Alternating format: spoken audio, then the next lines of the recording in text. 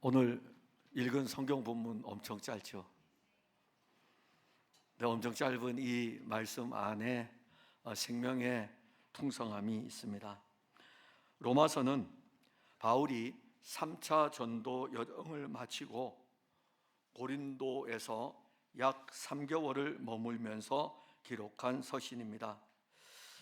당시에 우리가 이제 교회들을 보게 되면은 바울에 의해서 3번에 걸친 전도의 여정을 통해서 많은 교회들이 세워졌습니다. 그리고 스데반의 일로 인해서 흩어진 그리스도인들, 유대인 그리스도인들에 의해서 유대와 사마리아 땅에도 교회들이 세워졌습니다. 이 로마 교회는 어떻게 세워졌는가? 사실 우리가 성경에서 근거를 찾을 수 있는 것은 오순절 절기를 지키러 올라왔던 유대인들 중에 로마에서 올라온 사람들이 있었습니다. 그들 중에 예수를 믿는 사람들이 있고, 절기를 마치고 그들이 로마로 돌아갔을 때 로마에서 그들은 자기들의 집을 교회로 삼고, 그리고 거기서 교회 활동을 시작을 합니다. 그러니까 어떻게 보면은 자생적으로 생긴 교회라 할 수 있습니다. 로마 교회는 로마 제국의 심장부에 세워진 교회였기 때문에 다른 어떤 교회보다도 바울의 입장에서는 이 교회가 바른 신앙에 서 있어야 한다는 것을 중요하게 여겼습니다. 다시 말한다면 풍성한 교회의 신앙의 중심에 바로 서 있어야 될 사람은 누구입니까? 저죠.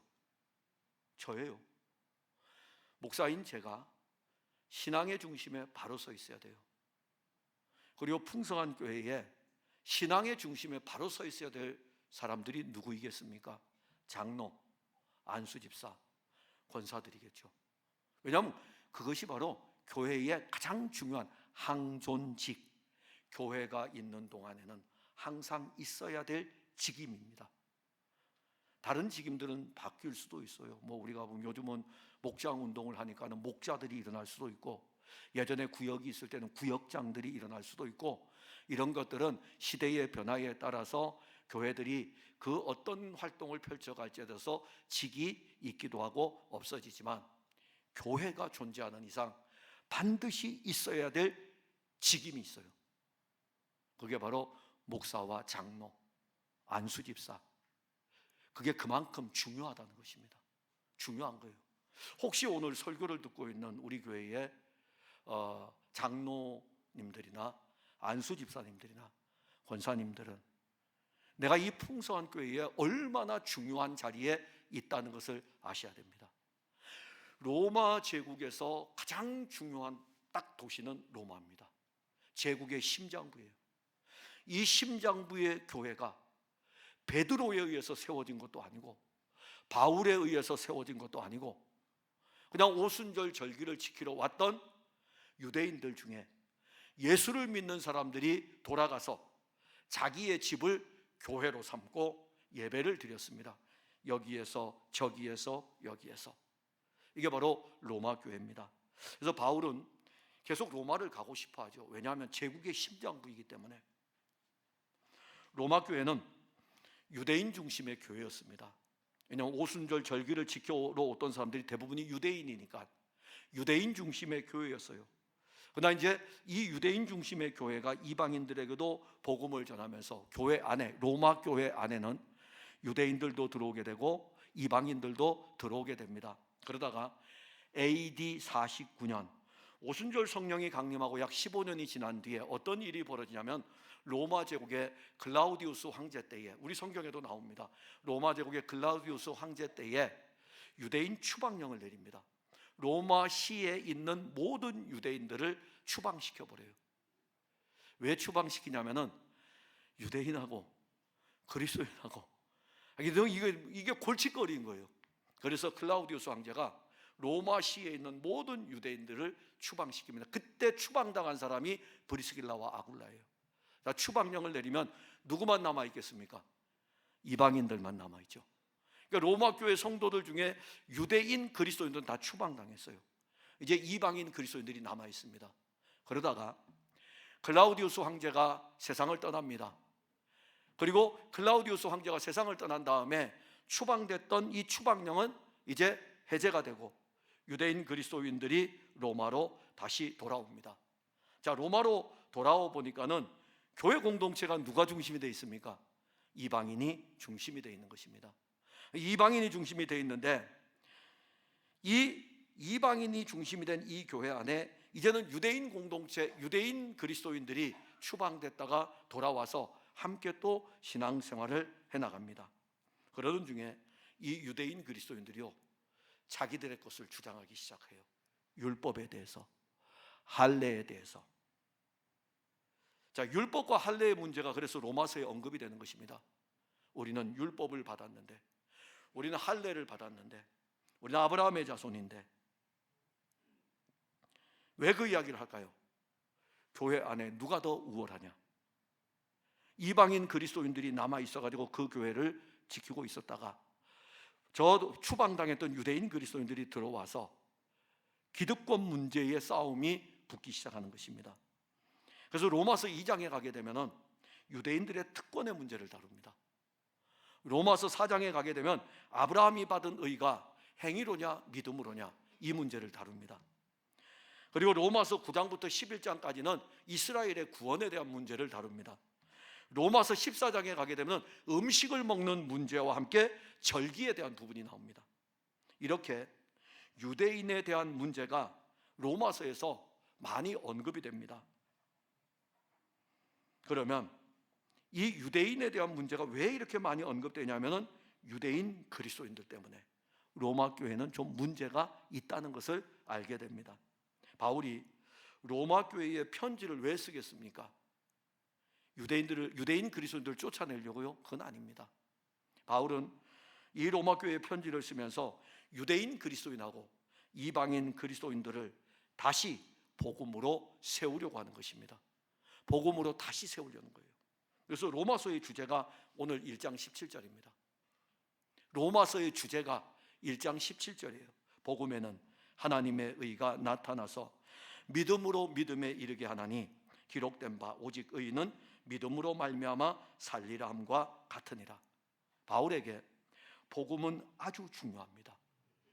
바울이 이 복음이 왜 중요하냐면 복음이신 그리스도를 만났기 때문입니다.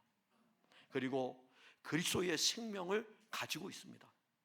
그 생명은 이 복음을 들고 세상을 향해서 3번에 걸쳐 가지고 선교를 하면서 교회들을 세웠습니다.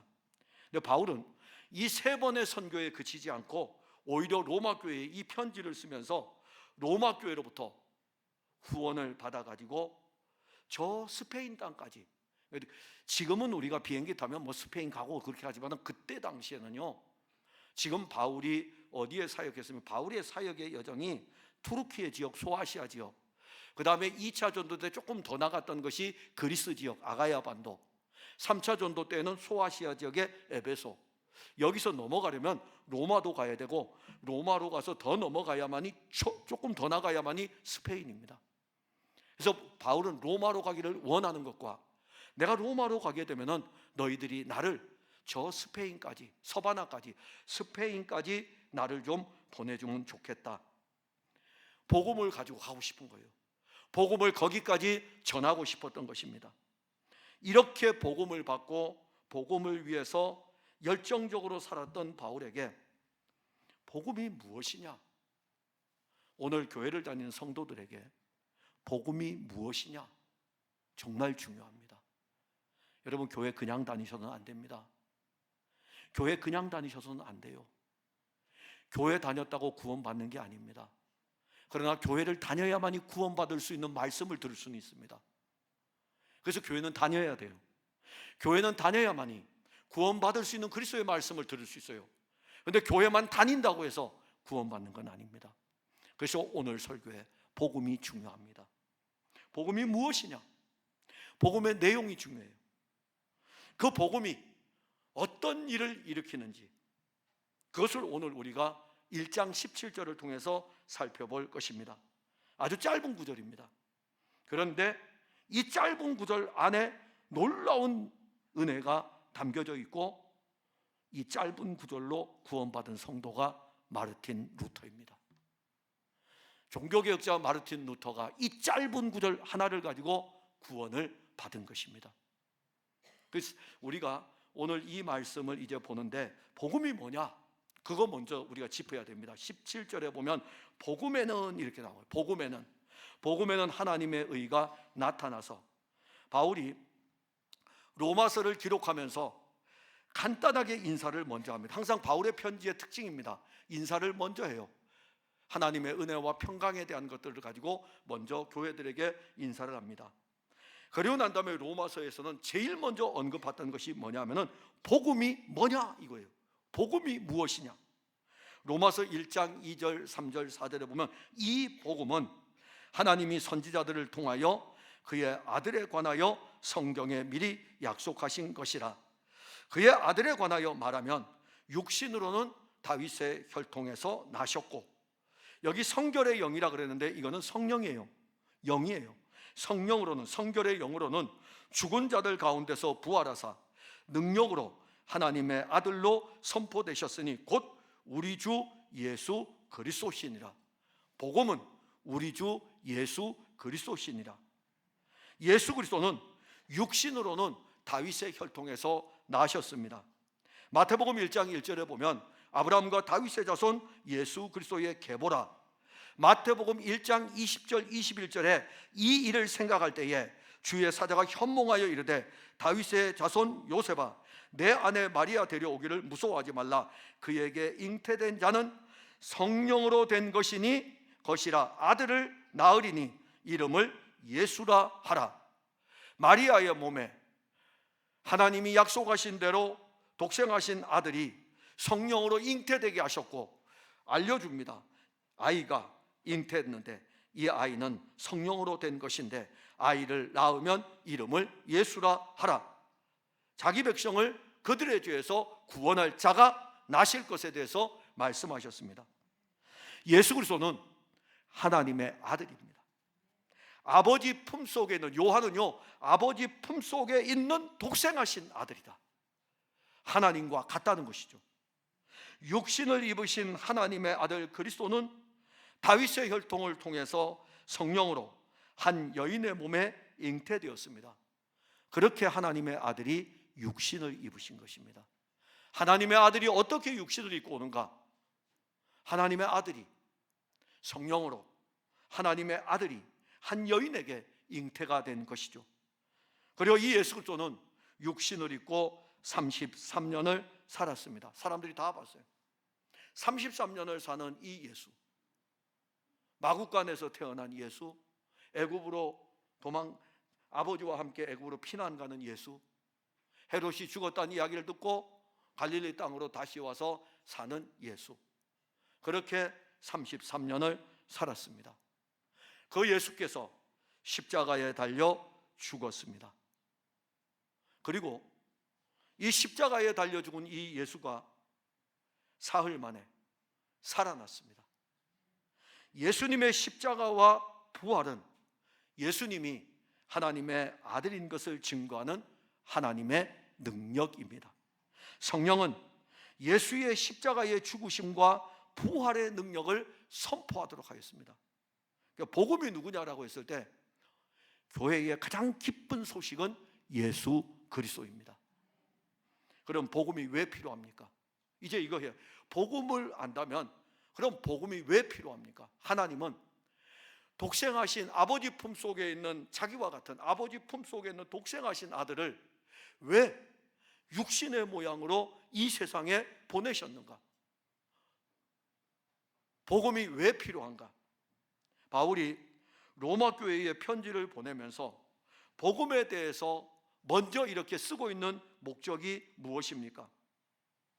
그 목적을 알면 로마 교회의 복음이 왜 필요한지 알게 됩니다. 여러분들에게는 예수 그리스도가 왜 필요합니까? 저는 지금 여러분들에게 교회를 왜 다닙니까? 라고 물어보는 게 아니에요. 복음이 왜 필요합니까? 복음이 왜 필요합니까? 로마 교회는 유대인 그리스도인들과 이방인 그리스도인들이 함께 있는 공동체입니다. 로마 교회의 그 로마시에 있는 로마의 교회들을 보게 되면 이 집에서도 교회요, 저 집에서도 교회요, 이 집에서도 교회요. 그러니까 우리 풍성한 교회보다 모이는 수가 적어요. 우리 교회는 로마에서 세워져 있다면은 그야말로 메가처치입니다. 메가처치예요. 그 가정들 교회예요. 가정들 교회가 로마에 세워져 있기 때문에 로마에 세워진 모든 교회들은 로마 교회입니다. 에베소에 세워진 모든 교회들은 에베소 교회고요. 로마 교회예요. 로마 교회 성도들이요, 로마 시내에서 어떤 한 장소를 구해가지고 모두가 다 함께 모여가지고 예배를 드리지를 않았습니다. 그런 장소도 없어요. 초기 기독교 공동체의 모습은요, 가정교회의 모습이었습니다. 그래서 여러분들이 이것을 이해하려면 로마서 16장을 보면 돼요. 로마서 16장에 보면은 바울이 로마 교회 성도들의 이름들을 쭉 댑니다. 다 되는 건 아니지만 그래도 여러분들이 기도하실 때에 하나님, 내가 생명책에 기록되어 있는 것은 압니다. 감사합니다. 이렇게 기도하고 난 다음에 또 하나를 기도하셔요. 로마서 16장에 기록된 이들의 이름처럼 내 이름도 교회에 기록되기를 원합니다. 그 이름을 지금 보는 거예요. 로마서 16장 3절에 너희는 그리스도 예수 안에서 나의 동역자들인 브리스가와 아굴라에게 문안하라. 이제 브리스가와 아굴라는 어디로 들어갔죠? 클라우디우스 황제가 죽고 난 다음에 다시 로마로 간 거예요. 로마에서 나왔다가 로마로 간 겁니다. 예, 로마에 있는 거예요. 그래서 로마 교회 성도들에게 브리스길라와 아굴라에게 인사도 좀 나누라. 로마서 16장 10절에 보면 그리스도 안에서 인정함을 받는 아벨레에게 문안하라. 아리스토블로의 권속에게 문안하라. 가족이라는 뜻이죠. 그게 로마 교회, 아리스토블로 교회예요. 로마에 있는 아리스토블로 집에서 교회가 지금 되고 있기 때문에 그들에게도 문안하라. 로마서 16장 11절에 내 친척 헤로디온에게 문안하라. 나기수의 가족 중 주 안에 있는 자들에게 문안하라. 로마 교회는 나기스의 가족들이 또 하나의 교회를 형성하고 있습니다. 로마서 16장 15절에 보면 빌롤로고와 율리아와 또 네로오와 그의 자매 올lum바와 그들과 함께 있는 모든 성도에게 문안하라. 지금 여기에 또 성도들이 함께 나옵니다. 이렇게 로마서 16장에 보게 되면은 어떤 교회들이 지금 로마 교회인지를 이렇게 알려줍니다. 근데 로마 교회는 이렇게 가정적인 교회의 모습을 보였을 만이 아니라 로마서 16장에서는 개인의 이름도 언급되고 있습니다. 이게 바로 로마서 16장에서 나오는 이름들이에요. 그러니까 우리가 로마서 16장을 읽을 때에 이름들이 하도 나오니까 그냥 지나가잖아요.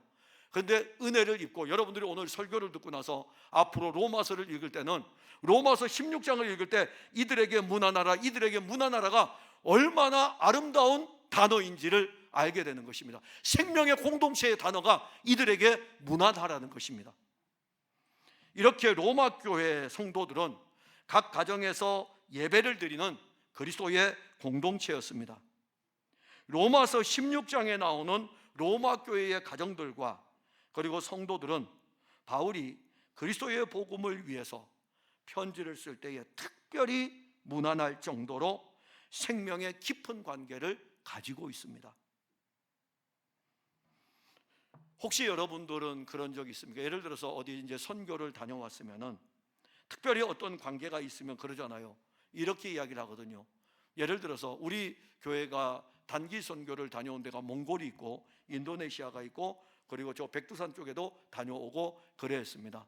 그랬을 때에 이제는 말할 수 있다.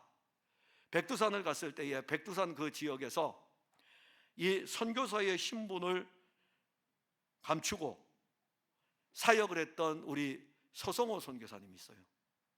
이제는 그분이 나왔기 때문에 말할 수가 있어요. 대안학교에서 교목으로 지금 하고 있는데 이 선교사가 있습니다. 그러면은 우리 중에 이렇게 이야기하겠죠. 누군가가 이야기할 때 요즘 보니까 그 연길 지역에서 사역을 하고 있는 분들이 있는데 그분들이 이런 사역을 한다. 그러면 이제 여러분들 있죠. 내가 그들 중에 아는 사람이 있다 이겁니다. 왜? 관계를 했기 때문에. 그러면 그분은 지금 잘 있습니까? 라고 안부를 물어볼 수 있겠죠. 그러니까 문안하라는 이 뜻은 지금 바울이 로마 교회 성도들 중에서 교회들이 세워진 이 교회들과 관계를 하고 있기 때문에 이 성도들과 이 교회들에게 문안하고, 그 다음에 또 개인적으로 문안하지만은 사실 로마 교회 성도는 그럼 로마서 16장에 나오는 그 인원이냐? 아닙니다. 더 많은 성도들도 있습니다. 그런데 16장에 나오는 성도들은 그래도 하나님의 나라에 정말 유익한 성도들입니다. 함께 지어져가는 아름다운 성도들이에요. 근데 로마 교회 성도들 중에 이름이 없이 16장에 안 나온 사람들 중에 어떤 사람들은 교회 공동체 안에서 문제를 일으켰습니다. 특히 유대인 그리스도인들은 율법과 할례로 문제를 일으켰습니다.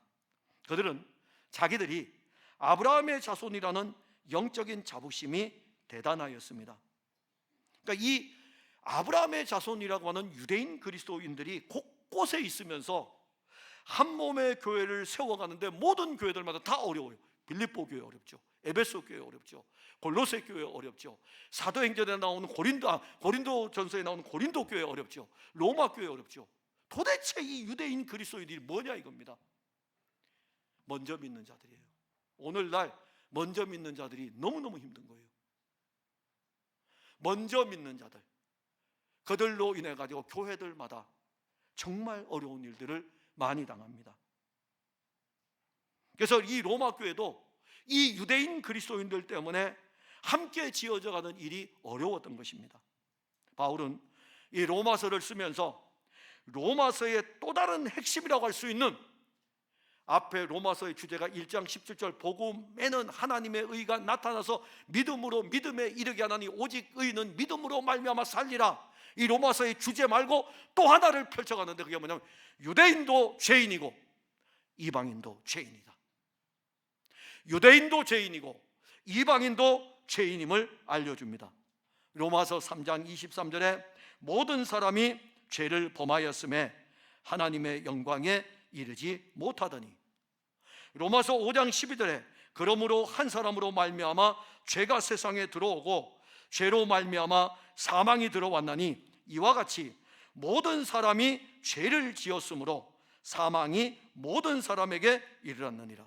한 사람으로 말미암아 죄가 세상에 들어오고 이 죄가 모든 사람에게 영향을 끼치고 죄로 말미암아 사망이 들어오는데 유대인에게도 이방인에게도 한 사람 아담으로부터 들어온 이 죄가 유대인에게도 이방인에게도 모든 사람에게 이 죄가 영향을 끼치고 있는 것입니다.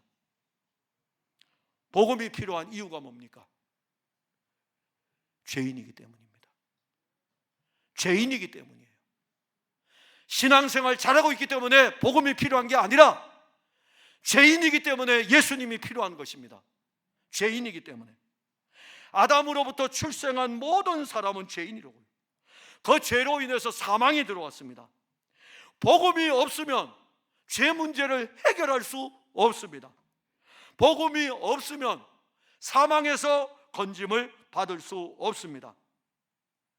한번 해보고 싶으십니까? 복음이 없이 죄 문제 해결해보고 싶지 않습니까? 인간은 스스로 무엇을 할지라도 죄와 사망의 문제를 해결할 수 없습니다. 심지어 우리가 교회에서 아무리 열심히 봉사하고 헌신할지라도 이 봉사와 헌신으로 죄와 사망의 문제를 해결할 수 없습니다. 그럼 교회를 다니면서 헌금을 많이 하면 그 헌금이 죄와 사망의 문제를 해결할 수 있다고 생각합니까? 그렇지 않습니다. 자, 죄와 사망의 문제 그러면 어떻게 해결해야 되느냐? 근데 그보다 더 중요한 거, 그러면 이 죄와 사망의 문제를 해결하지 않으면 어떻게 됩니까? 그거 이제 아셔야죠. 죄와 사망의 문제를 해결하지 않으면 어떻게 됩니까?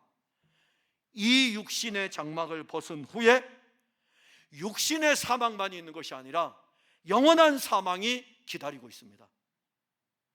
죄에 대한 사망은요, 육신의 사망으로 끝나는 것이 아닙니다.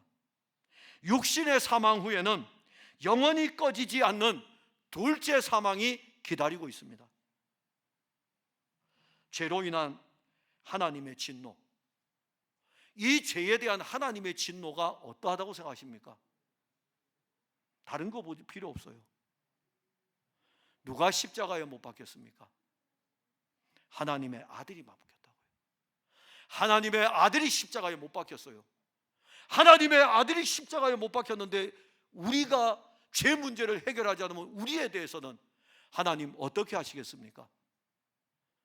죄 문제 별거 아니라고 생각하셔도 안 됩니다. 우리 여기 자녀를 두고 있는 부모님들도 계신데, 내 자녀가 죄에서 구원함을 얻지 못하면 영원한 하나님의 진노입니다.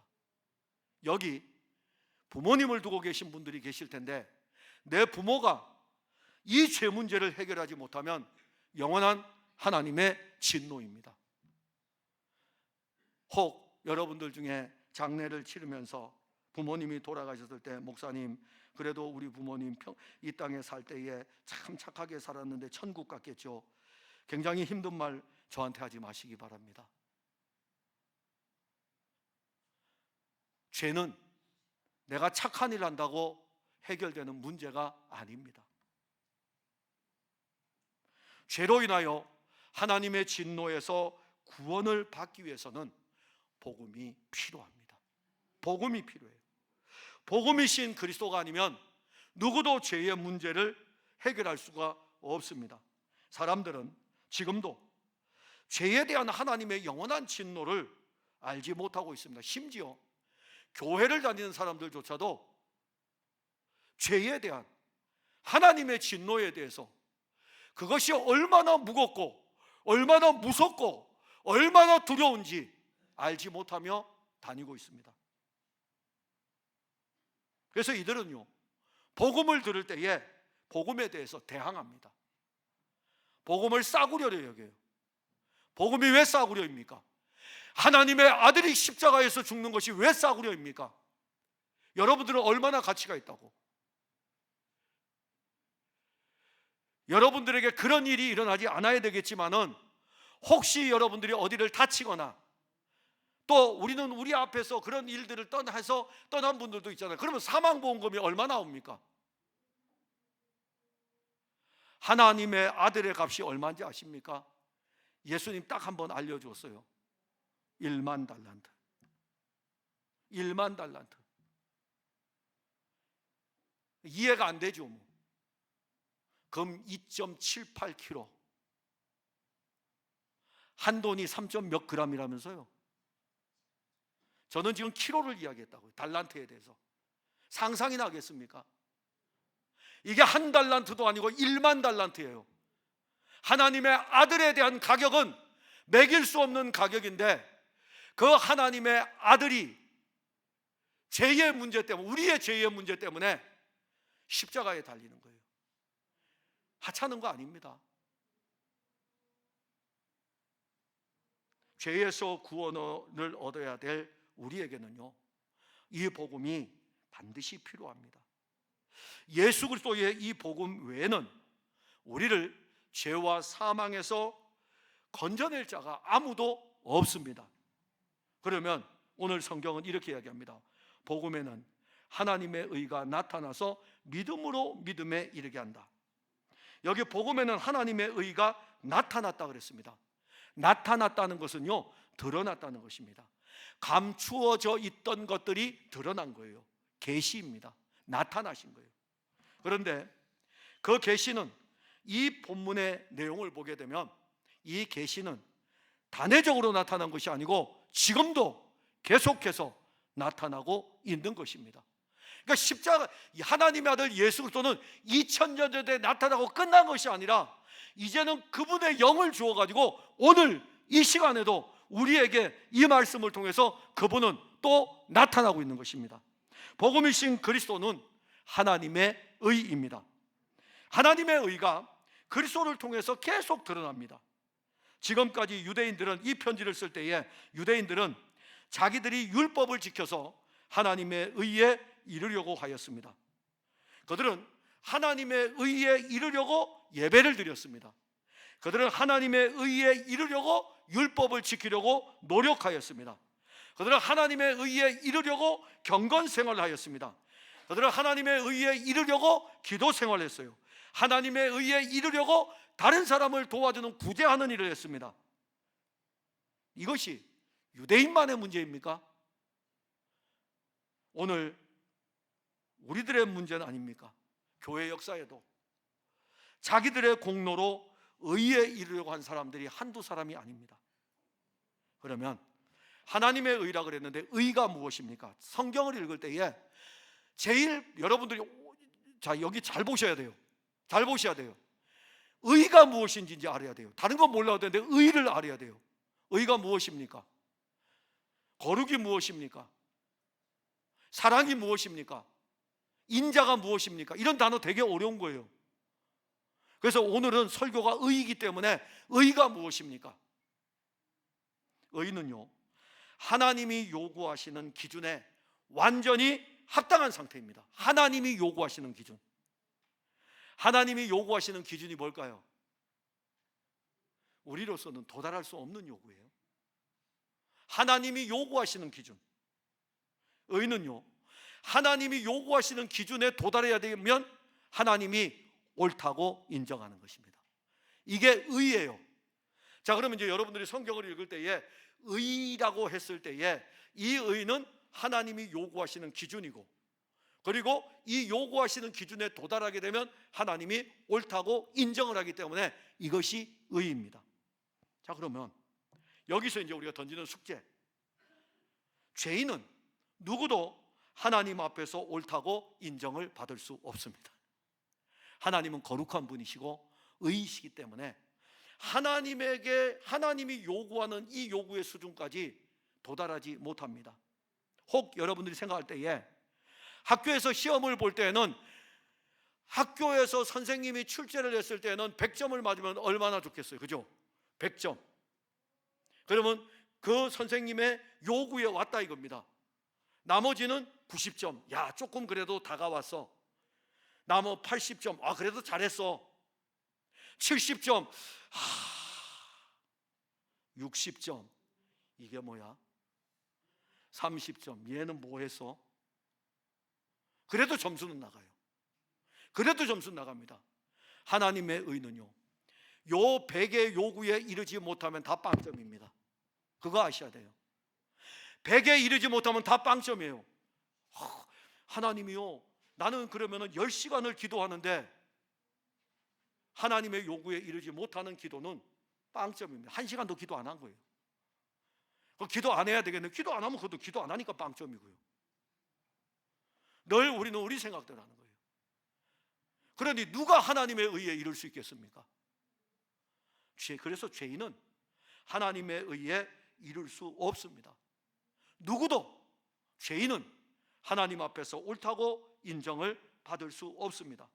그런데 사람들은 교회를 다니면서 오늘날도 자기의 열심으로 의에 이르려고 합니다. 의에 이르려고 노력하면 노력할수록 옳다고 인정함을 받기보다는 자기의 죄만 드러나고 하나님의 진노만 쌓을 뿐이고, 심지어 더 악한 자들은 다른 사람을 판단하고 정죄하고 그렇게까지 나갑니다. 오히려 우리가 하나님을 향하여서 내 열심으로 그 의에 이르려고 하면 할수록 하나님의 진노만 쌓을 뿐입니다. 인간은 죄인이기 때문에 의에 이를 수 없는 존재입니다. 그래서 우리는 인간을 이렇게 얘기하죠. 전적으로 무능력하다. 돈 버는데 능력이 없다는 게 아니라요, 하나님의 의, 죄의 문제를 해결해 가지고 하나님의 의에 이를 수 있는 이 부분에 대해서는 전적으로 무능력하다. 전적으로 부패하고 타락하였기 때문에 하나님이 원하는 의에 이를 수 없습니다. 의에 이르려면 인간이 가진 이 죄의 문제가 해결돼야 됩니다. 근데 죄인인데 자기 죄의 문제를 어떻게 해결할 수 있겠습니까? 죄인이 자기의 죄를 해결할 수 없다는 것은 그가 어떤 공로로도 할 수 없는 거예요. 중세시대에는 공로 사상이 얼마나 강했는지 몰라요. 공로 사상, 뭔가를 쌓으면은, 그러니까 우리 인간들의 마음에는 그게 다 있어요. 내가 뭔가 열심히 하면 하나님의 의에 이룰 수 있다고 생각을 합니다. 그리고 내가 대단하다고 생각을 해요. 로마서 3장 10절, 11절, 12절에 기록된 바, 의인은 없나니 하나도 없으며 깨닫는 자도 없고 하나님을 찾는 자도 없고 다 치우쳐 함께 무익하게 되고 선을 행하는 자는 없나니 하나도 없도다.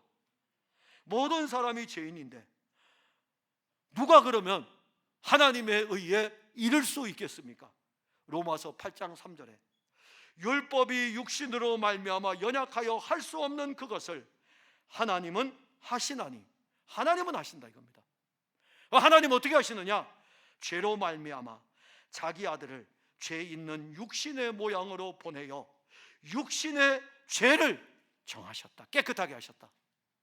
하나님은 인간이 자기의 육신으로 죄의 문제를 해결할 수 없음을 알기에 죄 없는 자기의 아들을 죄 있는 육신의 모양으로 보내어 우리가 지고 있는 육신의 죄의 문제를 해결해 주신 것입니다.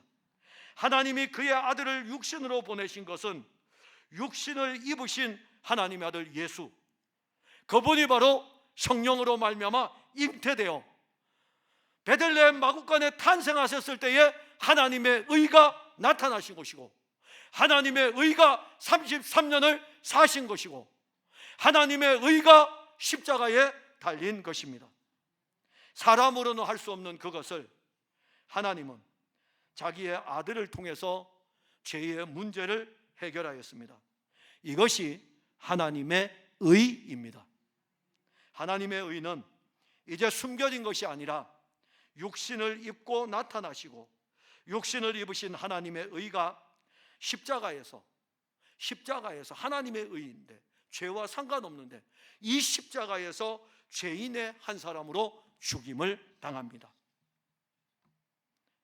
하나님으로부터 완전하게 인정을 받는 오직 한 분, 하나님의 의인 예수 그리스도인데, 이 예수 그리스도가 죄인의 한 사람으로 죽임을 당한다는 것은 모순 아닙니까? 이게 모순이죠.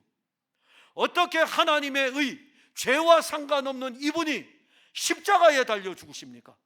십자가는 죄인의 형틀 아닙니까? 나무에 달린 자마다 저주를 받은 자니, 그런데 어떻게 죄 없으신 이분이 십자가에 달립니까? 이걸 우리는 모순이라 그러는 것입니다. 이게 모순이에요. 다른 게 모순이 아니고요, 생명의 모순입니다. 그런데 이 모순이요, 하나님의 아들이 십자가에, 하나님의 아들인 이 하나님의 의가 십자가에 죽으신 것은 자기 백성들의 죄를 지고 그 십자가로 가서 하나님의 진노를 우리가 받아야 되는데, 죄인인 우리가 받아야 되는데, 하나님의 의가 십자가에서 하나님의 진노를 다 받으시면서 사망으로 가신 것입니다. 로마서 5장 18절에 그런즉 한 범죄로 많은 사람이 정죄에 이른 것 같이 한 의로운 행위로 말미암아 많은 사람이 의롭다 하심을 받아 생명에 이르렀느니라. 하나님의 의인 예수 그리스도께서 십자가에 죽으심은 많은 사람을 의롭게 하기 위함입니다. 우리들이죠. 우리들이라고요. 우리가 하나님의 의에 이를 수 있었던 것은 하나님의 의이신 그리스도가 십자가에 달렸기 때문입니다. 그리고 의롭다함을 받은 사람은 어디에서 옮겨집니까? 죄의 값은 사망이고 의는 생명으로 가니, 죄에서 의롭게 되고 사망에서 생명으로 옮겨집니다. 복음에 나타난 하나님의 의가 많은 사람을 의롭게 하고 생명에 이르게 합니다. 여기서 우리는 복음에 나타난 하나님의 의인 예수 그리스도의 죽으심이 어떻게 모든 사람을 의롭게 하였는가, 이제 그거 봐야 되죠. 아니, 예수님 2000년 전에 십자가에 달려 죽으셨는데 이 죽으심이 2000년이 지난 지금 나에게 어떻게 하나님의 의에 이르게 하였는가, 그거 이제 연결해 줘야 될 거 아닙니까? 그냥 이게 십자가 2000년 전의 사건이 나한테 그냥 오는 건 아니지 않습니까? 그래서 오늘 바울은 이것을 알려줄 때에 믿음에 대해서 알려줍니다. 17절에 복음에는 하나님의 의가 나타나서 믿음으로, 행위가 아닙니다. 믿음이에요. 하나님의 의가 세상에 밝히 드러났고, 하나님의 의가 육신을 입고 33년을 살았습니다. 하나님의 의가 십자가를 통해서 온 세상에 다 드러났습니다. 하나님의 의가 사망에서 부활하심으로 말미암아 사망을 이긴 생명의 능력이 되었습니다. 이것이 우리의 것이 되는 길은 믿음밖에 없습니다. 믿음밖에 없어요. 뭘로 사시려고요? 얼마를 지불하고요? 얼마를 지불하고 하나님의 아들이 이루신 이 구원의 일을 여러분들이 얼마를 주고 그걸 살려고 하십니까? 믿음이에요. 믿음이 없이는 하나님의 의를 가질 수 없습니다. 믿음이 없이는 하나님의 의를 누릴 수 없습니다. 하나님의 의인 예수 그리스도를 믿지 아니하는 사람들이 많이 있습니다. 그들이 믿지 않는데 하나님의 의를 받았습니까? 그들이 하나님의 의를 가지고 있습니까? 믿음이 없이는 하나님의 의를 가질 수 없어요. 그래서 복음에는 하나님의 의가 나타나서 믿음으로 이렇게 말씀하는 것입니다. 에베소서 2장 8절과 9절에 보면 너희는 그 은혜에 의하여 믿음으로 말미암아 구원을 받았나니 이것은 너희에게서 난 것이 아니요 하나님의 선물이라 행위에서 난 것이 아니니 이는 누구든지 자랑하지 못하게 함이라. 믿음으로 하나님의 의를 받아 구원에 이르는 것은 하나님의 선물입니다. 하나님의 선물이에요. 그러기에 우리가 가진 이 믿음은 하나님의 선물입니다. 믿음으로 하나님의 의를 가지는 것도 선물입니다. 믿음으로 생명을 얻는 것도 선물입니다. 자랑할 것이 없어요. 내가 뭐 노력을 해가지고 가졌다면 자랑을 하겠죠. 여러분, 새벽 기도 열심히 나오세요. 믿음을 가질 수 있습니다. 교회 봉사 열심히 해보세요. 자랑할 것이 없어요. 선물이라고요. 거저 주었다고요. 만일 우리가 의롭게 되는 것이 우리의 공로였다면 자랑이 많겠죠. 우리의 공로로 의롭게 되는 것이 아니라 예수 그리스도로 말미암아 의롭게 되었다면 우리의 자랑은 예수 그리스도입니다. 다시 우리가 로마서 1장 17절을 보면 복음에는 하나님의 의가 나타나서 믿음으로 믿음에 이르게 하나니, 여기 믿음으로 믿음에 이르게 한다. 믿음은 단회적으로 끝나는 것이 아닙니다.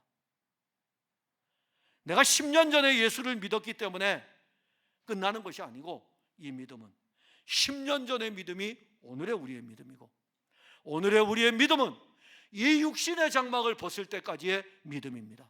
믿음으로 믿음에 이르게 합니다.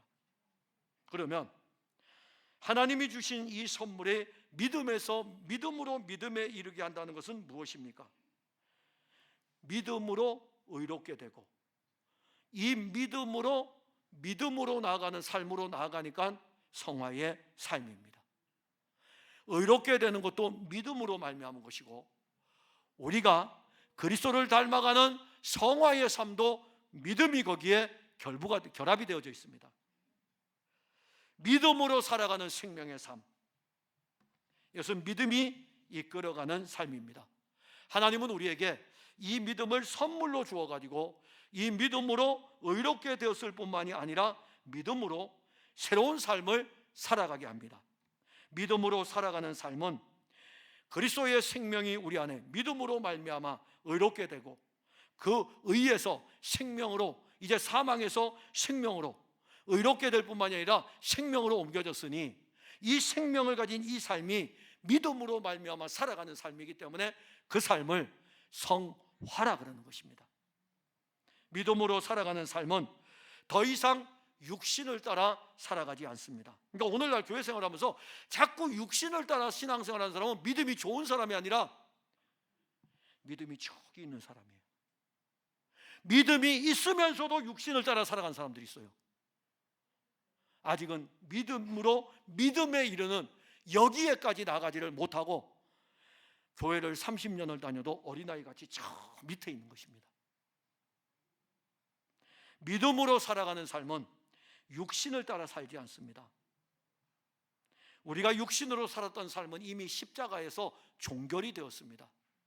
로마서 6장 6절에 우리가 알거니와 우리의 옛사람이 예수와 함께 십자가에 못 박힌 것은, 예수와 함께 우리 옛사람이 십자가에 못 박혔다.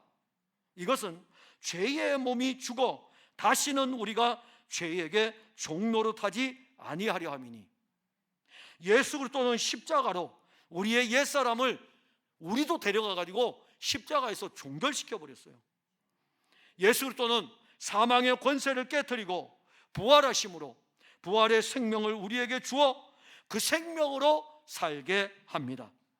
부활의 생명으로 살아가는 이 기간 동안에, 그래서 로마서에서는 이 삶을 살아가는 우리에게 성화의 과정의 삶에서 싸움이 있다 이겁니다.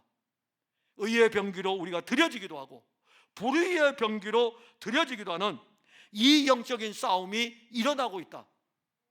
그리고 이 영적인 싸움 때문에 6장에서는 그렇게 언급하고 있고, 이 영적인 싸움 때문에 로마서 7장에서는 고민할 수밖에 없는 바울, 나도 그 중에 한 사람이고 내가 죄인 중에 괴수라고 표현할 만큼 오호라 나를 이 사망의 몸에서 누가 나를 건져내려 할 정도로 이 육신의 영적인 갈등이 그에게 일어나고 있는데, 로마서 8장에 딱 가는 순간에 생명의 성령의 법이, 하나님의 영의 인도함을 받는 성령의 능력을 우리에게 언급하면서 생명의 성령의 법이 죄와 사망의 법에서 해방하였습니다.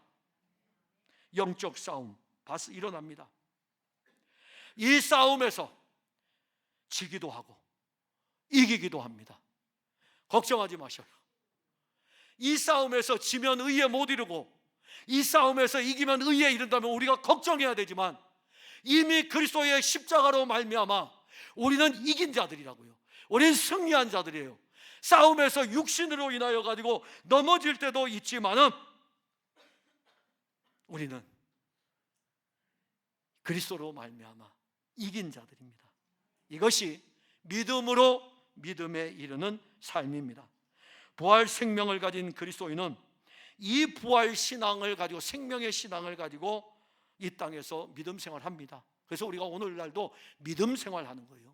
믿음으로 사는 것입니다. 그때 바울은 고린도 교회에 부활의 생명에 대해서 언급하면서 이 성도들에게 우리는 부활 생명을 가지고 있다, 예수의 부활이 우리의 부활이라고 끝낸 것이 아니라 이렇게 기록합니다.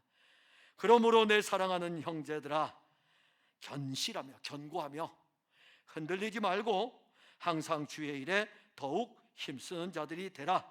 이는 너희 수고가 주 안에서 헛되지 않은 줄을 알미라. 부활 생명의 신앙, 이미 우리는 하나님의 의에 이르렀기 때문에, 그리스도로 말미암아 이르렀기 때문에 사는 것입니다. 사랑하는 성도 여러분, 복음은 우리 주 예수 그리스도입니다. 우리에게 복음이 필요한 것은 우리가 죄인이기 때문입니다.